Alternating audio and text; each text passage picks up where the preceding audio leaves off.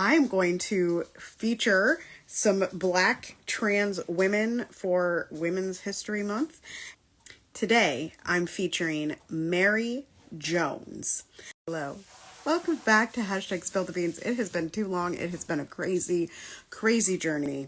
If you've never seen me before, I'm Tara Priolo. I'm your resident Black, biracial, multi-passionate musician, and I talk about the issues that nobody wants to talk about and push you to do the same. Today, I'm featuring Mary Jones.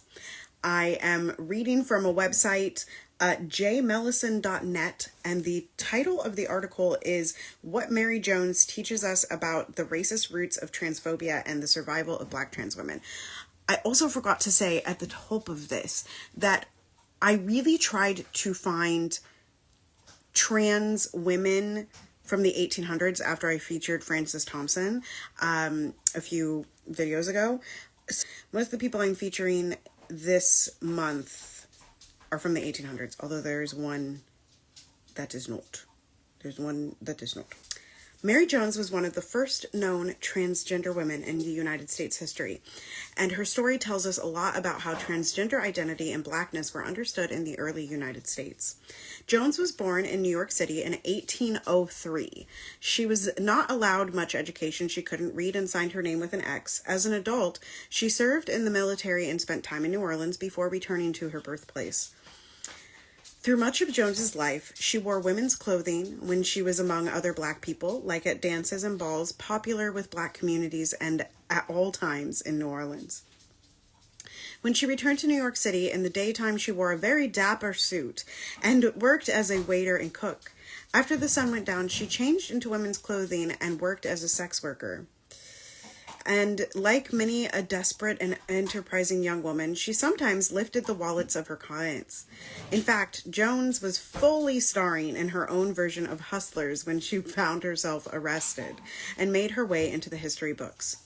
On June 11th, 1863, a white mason worker named Robert Haslam solicited sex from Jones. When he returned home, he realized his wallet was missing, along with $99. In its place, he found the wallet of another man.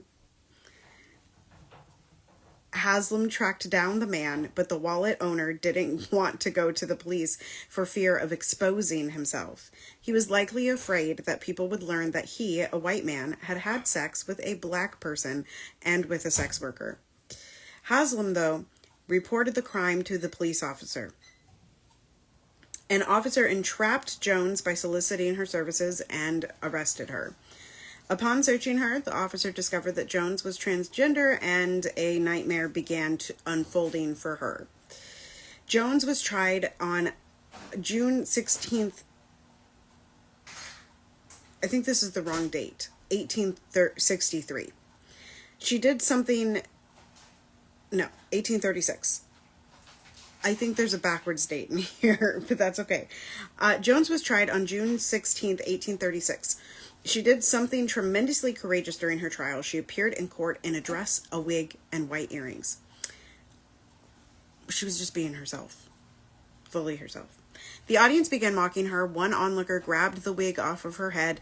She was subjected to questions about her decision to wear feminine attire. Her feminine attire from the judge and laughter from the courtroom audience. Then, after Jones pled not guilty to grand larceny, the judge sentenced her to 5 years in Sing Sing for grand larceny. Jones' trial attracted tremendous media attention, generating many a sensational report. The media tended to report more on her attire than her crime, as though a trans woman in a dress was a real news story, right? The most famous media report about Jones was a lithograph drawn by H.R. Robinson, in which he dubbed Jones the man monster. It's a haunting image that construes a beautiful woman into an ugly monstrosity. The pain of this image is intensified by the way it became commercial commodity. This image was on sale to anyone who wanted to buy it. It was modestly priced and circulated for years. Jones spent the rest of her life under surveillance of police, unscrupulous reporters, and the general public. She was arrested several times, and reporters continued to report on her decision to wear women's clothing. I'll let you read the rest. Again, that website is jmellison.net, and I will put this on my Substack. And with that, continue to be anti-racist, be safe, wear a mask, make good trouble, do good work. I love y'all hardcore. Joy is our revolution. Step into it and belong to it.